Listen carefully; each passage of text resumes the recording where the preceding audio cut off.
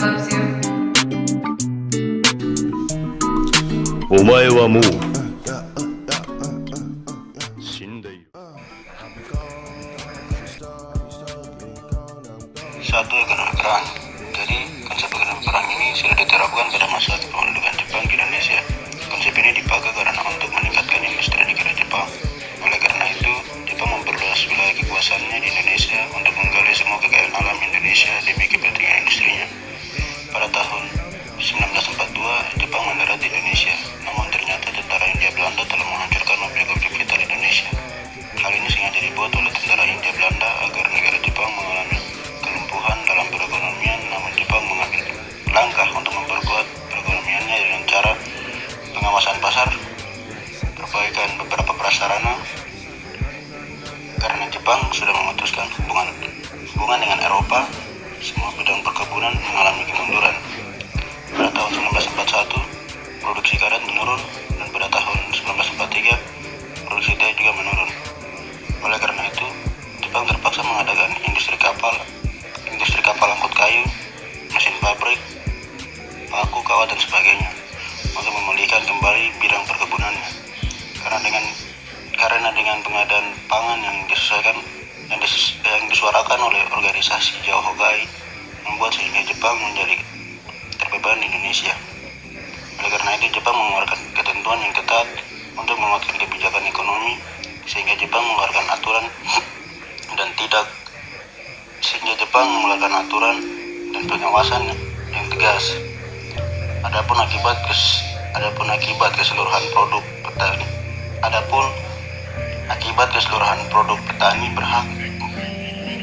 berhak 40%, kemudian 30% disetor kepada pemerintah, dan 30% sisanya untuk persiapan bibit dengan disetor ke lambung desa, sehingga Jepang ingin menguasai keseluruhan objek atau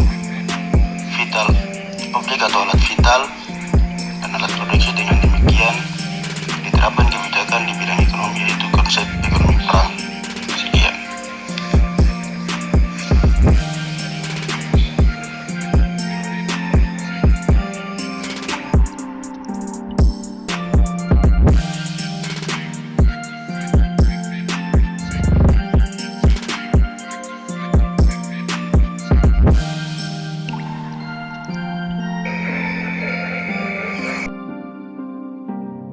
Yang berikut adalah pengendalian di bidang pendidikan dan kebudayaan. Pada masanya, Jepang mulai membatasi kegiatan pendidikan. Jumlah sekolah dikurangi secara drastis, mulai dari tingkat dasar, menengah, sampai ke atas. Begitupun jumlah pengajarnya mengalami kekurangan secara signifikan. Jumlah muatan kurikulum juga dibatasi.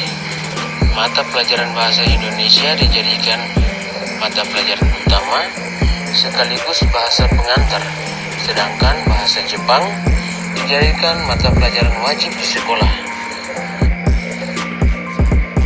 Para pelajar harus menghormati kebudayaan dan adat istiadat Jepang. Mereka harus melakukan kegiatan kerja bakti atau kinrohoshi. Mereka harus melakukan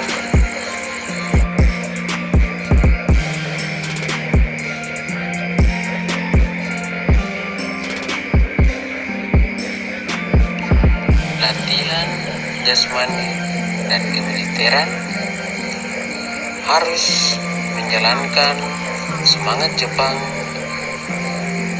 dan mereka harus menghormati bendera Hinomaru dan menyanyikan lagu Kimigayo, serta melakukan gerak tubuh dan seikiri.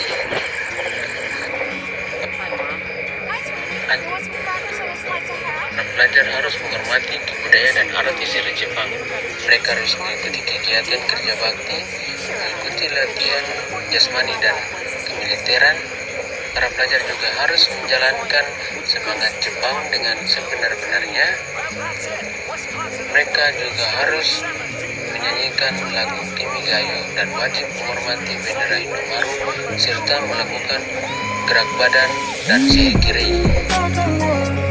Akibat keputusan pemerintahan Jepang tersebut membuat jumlah buta huruf di Indonesia semakin meningkat.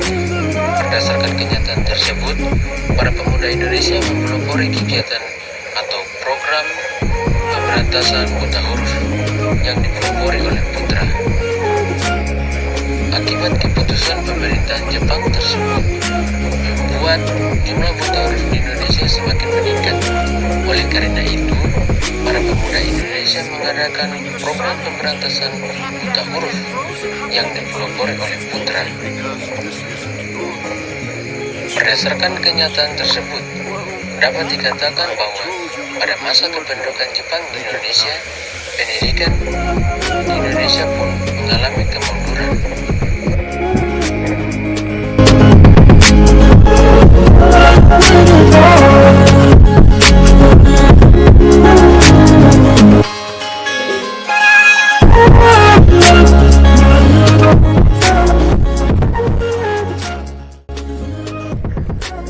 Berbagai kebijakan dan tindakan Jepang telah membuat penderitaan rakyat. Penderitaan rakyat ini semakin dirasakan dengan adanya kebijakan untuk pengerahan tenaga rumusan. Mereka dipekerjakan di lingkungan terbuka, misalnya di lingkungan pembangunan kubu-kubu pertahanan, jalan raya, lapangan udara. Desa-desa diwajibkan untuk menyiapkan sejumlah tenaga rumusan. Panitia pengerahan tersebut disebut Rumukyokai yang ada di setiap daerah. Di beberapa kota pernah terdapat rumusan yang sifatnya sementara dan sukarela. Sejak tahun 1943, Jepang melancarkan kampanye dan propaganda untuk menarik rakyat agar mau berangkat bekerja sebagai rumusan. Pada periode itu sudah sekitar 300.000 tenaga rumusan dikirim ke luar Jawa, bahkan sampai ke luar negeri seperti ke Burma, Muang Thai, Vietnam, Sarawak, dan Malaya.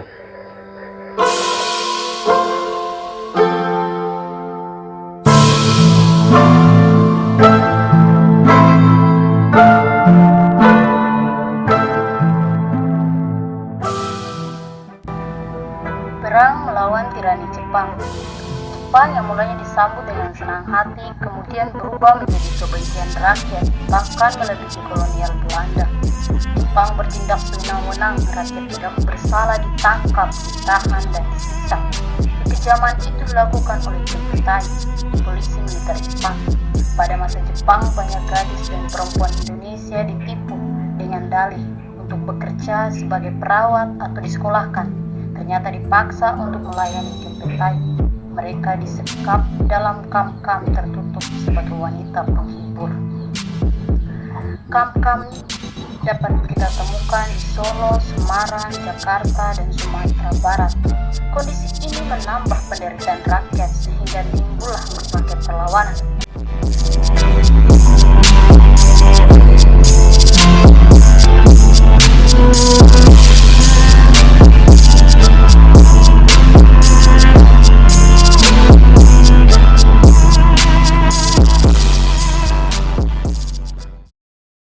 Perlawanan yang pertama, Aceh angkat senjata. Abdul Jalil adalah seorang ulama muda, guru mengaji yang memimpin perlawanan terhadap Jepang di Kotlin, Provinsi Aceh. Melihat kekejaman dan kesewenangan Jepang, terutama terhadap rumusan, maka Abdul Jalil memimpin rakyat melawan Jepang. Gerakan Abdul Jalil dianggap sangat membahayakan di mata Jepang, sehingga Jepang memujuk Abdul Jalil untuk berdamai. Karena mula perdamaian itu tanggal 10 November 1942, Jepang menggerakkan pasukan untuk menyerang Kotlin. Berlanjut tanggal 24 November 1942, tetapi tentara Jepang dipukul mundur. Serangan Jepang diulang yang kedua kalinya, namun digagalkan oleh rakyat.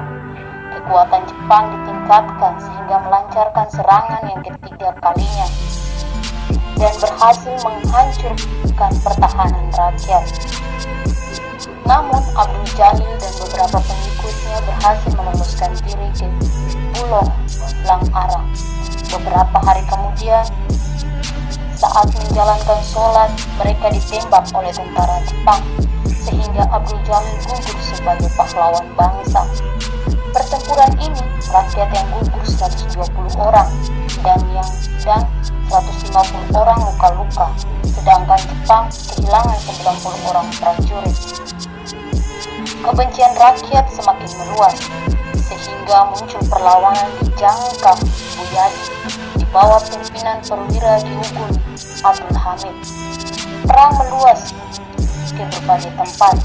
Jepang menangkap dan mengendra semua anggota keluarga Abdul Hamid, sehingga berat hati Abdul mengakhiri perlawanannya. Perlawanan rakyat semakin berkobar di Pandra, Kabupaten Bireu. Perlawanan disebabkan oleh masalah penyetoran padi dan penyerahan tenaga Romusa. Tindakan Jepang sangat merugikan rakyat, dan yang memberatkan lagi, Jepang memaksa rakyat untuk menyerahkan hasil panen sebanyak 50-80% kepada pemerintahan Jepang.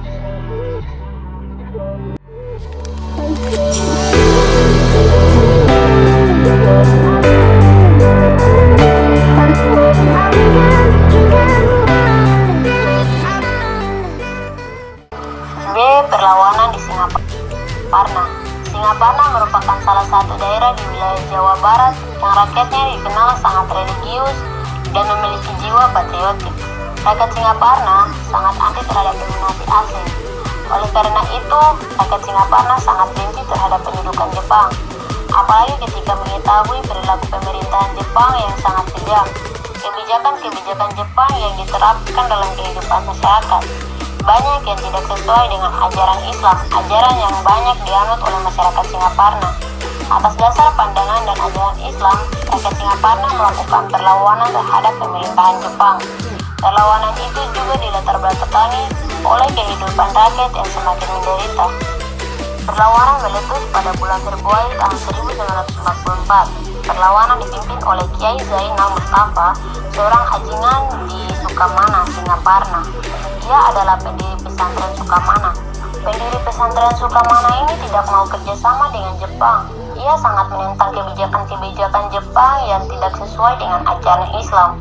Bahkan Zainal Mustafa secara diam-diam telah membentuk pasukan tempur Sukamana yang dipimpin oleh ajingan Najimuddin. Tentara Jepang berhasil mengalahkan pasukan Zainal Mustafa.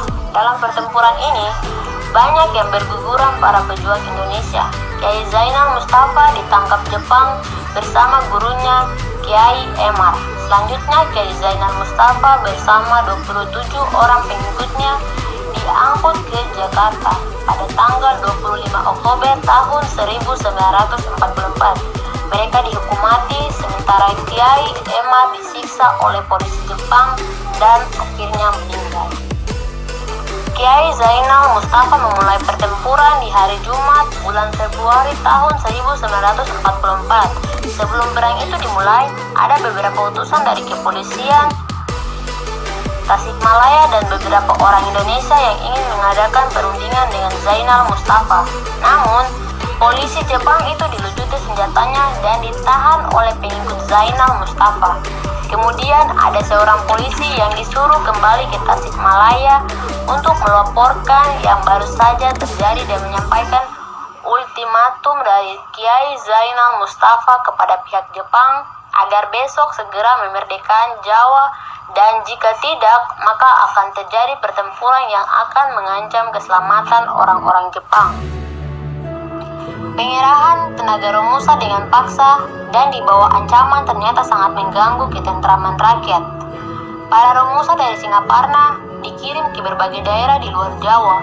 Mereka umumnya tidak kembali karena menjadi korban keganasan alam maupun akibat tindakan Jepang yang tidak mengenal peri kemanusiaan. Mereka banyak yang meninggal tanpa diketahui di mana kuburannya. Selain itu, rakyat juga diwajibkan menyerahkan padi dan beras dengan aturan yang sangat menjerat dan menindas rakyat, sehingga penderitaan terjadi di mana-mana. Kemudian secara khusus, rakyat Singaparna yang di bawah pimpinan Kiai Zainal Mustafa menentang keras untuk melakukan Seikeire. Itulah sebabnya rakyat Singaparna mengangkat senjata untuk melawan Jepang. Hari berikutnya datang kembali rombongan Jepang ke Sukamana untuk mengadakan kembali perundingan dengan Zainal Mustafa. Akan tetapi, utusan Jepang itu bersikap congkak dan sombong untuk menunjukkan bahwa Jepang memiliki kedudukan yang lebih tinggi dan lebih kuat. Hal ini menyulut kemarahan pengikut Zainal Mustafa, sehingga utusan Jepang itu pun dilucuti senjatanya dan ditangkap, bahkan ada yang dibunuh. Sementara ada juga yang berhasil melarikan diri. Setelah kejadian ini, Jepang mengirimkan pasukan ke Sukamana yang terdiri dari 30 orang Kempentai dan 60 orang polisi negara istimewa atau Tokubetsu Keisatsu dari Tasikmalaya dan Garut. Pertempuran terjadi lebih kurang 1 jam di kampung Sukamana. Pihak rakyat menyerang dengan mempergunakan pedang dan bambu runcing yang diikuti dengan teriakan takbir. Zainal Mustafa dengan pengikutnya bertempur mati-matian untuk menghadapi gempuran dari pihak Jepang karena jumlah pasukan yang lebih besar dan peralatan senjata yang lengkap.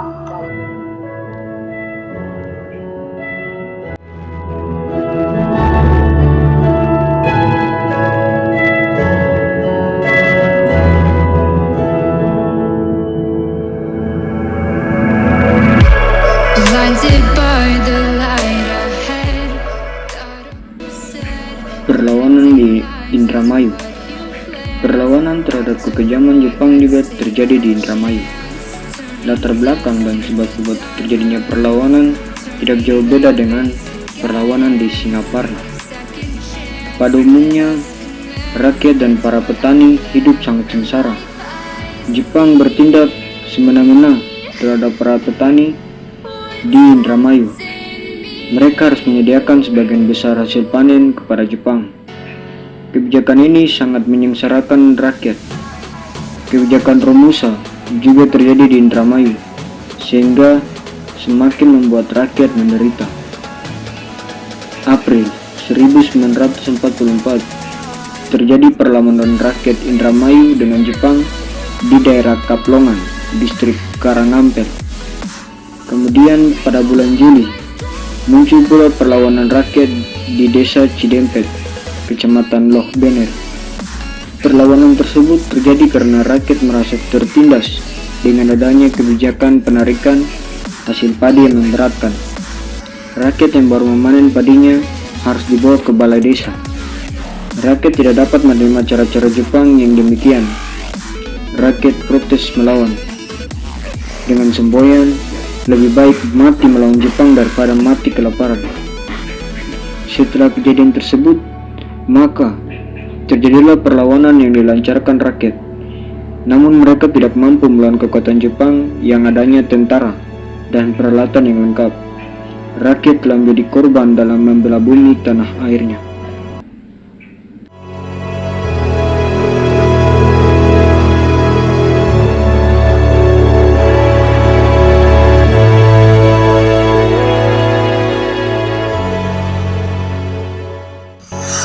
Baik, berikut kita akan melihat bagian D, yaitu Perang Kalimantan.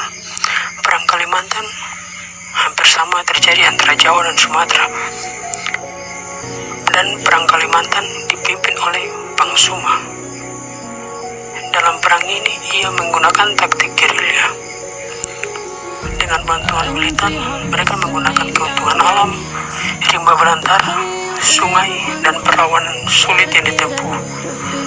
Dan berikut dalam perperangan ini, banyak dari rakyat Indonesia sendiri yang menjadi mata-mata terhadap Jepang dan telah mendapat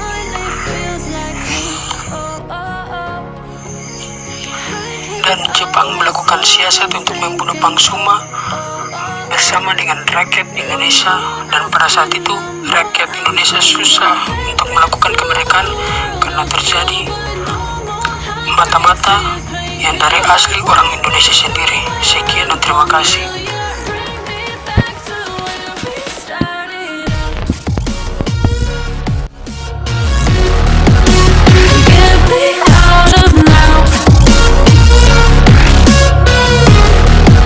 To where we started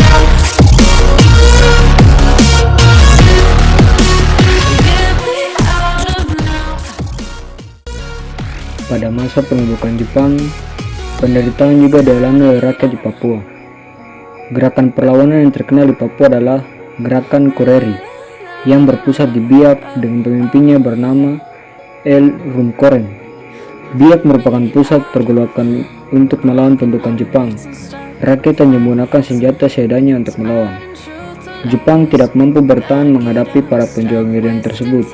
Jepang akhirnya meninggalkan Biak. Perlawanan di Tanah Rian juga terjadi di Yapun Selatan. Salah seorang pemimpin perlawanan di daerah ini adalah Silas Papare. Perlawanan di daerah ini berlangsung sangat lama, bahkan sampai kemudian tentara Jepang dikalahkan sekutu.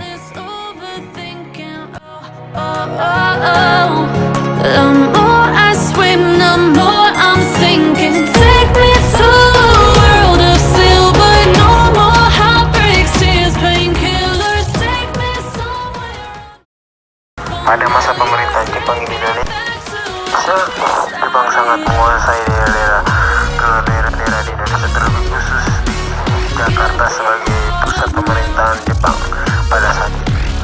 Jepang sangat serakah dan Jepang sangat keji terhadap kehidupan bangsa Indonesia pada saat itu, sehingga pada saat itu seorang nasionalis peta yang bernama Supriyadi sebagai pelopor utama untuk melawan tentara-tentara Jepang, karena dia seorang yang sudah mengalami betapa kejinya serangan dan kekejaman tentara-tentara Jepang pada saat masa penjajahan Jepang di Indonesia.